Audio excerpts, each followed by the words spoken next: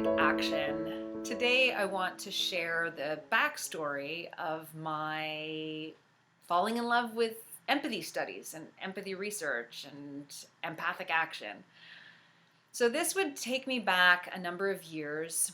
I had started my PhD in 2004 and had taken all my courses and had finished sort of a big milestone called the comprehensive exams by the time 2007 rolled around. And I was offered a very exciting and challenging full-time role and decided to take a year sabbatical, which my supervisor did not think was a good idea. He says the rates of attrition when people take time off from their doctoral work is really high.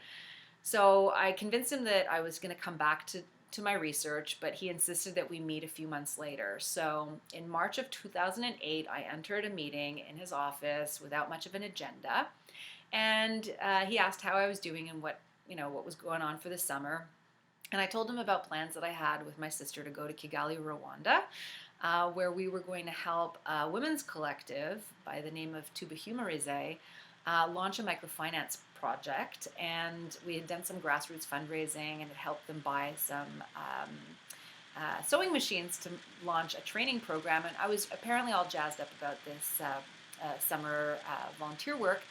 And he reflected back to me that he knew me at that point for 4 years and said, you're all lit up about this summer plan and you're not lit up the same way about your research topic. And so I want you to rethink your research topic altogether.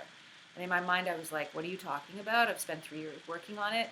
But he said to me, this is the advice he gave, go home to the box or the folder or the file where you've been stuffing things into, like artifacts or whatever, and you're not sure why you keep all that stuff, but just like go back to find that and then do some excavation and see if you can uncover, reveal your passion. And he sent me on my way. He said, come back and see me in a few months when you've rethought your thesis topic. And I left fuming mad. I was like, how dare he second guess the passion I felt for my topic. But 2 weeks later, when I got over my ego, I actually opened up my filing cabinet, this old-fashioned metal filing cabinet, and I discovered a file called Miscellaneous.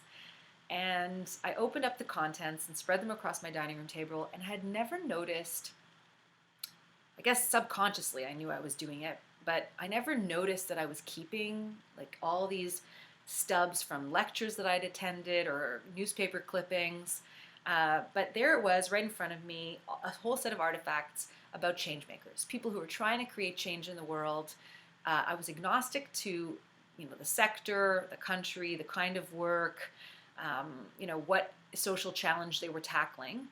But I was just attracted to people who wanted to create positive change in the world. And I didn't have the language at the time, but now I know that group of people are referred to now as social entrepreneurs and social innovators.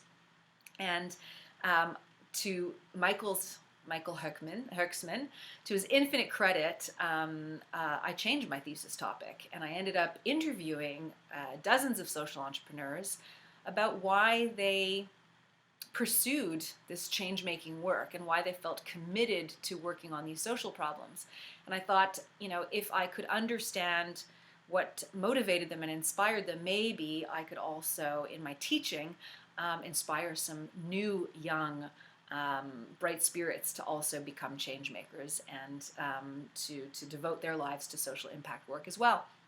And so the interviews that I did revealed something that they all had in common, which is that they all felt great empathy for people in a situation that they found super unfair.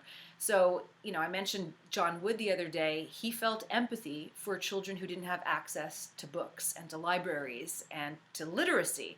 I mentioned, or will in a future episode mention, a friend named Jennifer who has empathy for women in the global south who don't have access to income and what that means for their families and for their own sense of worth and empowerment.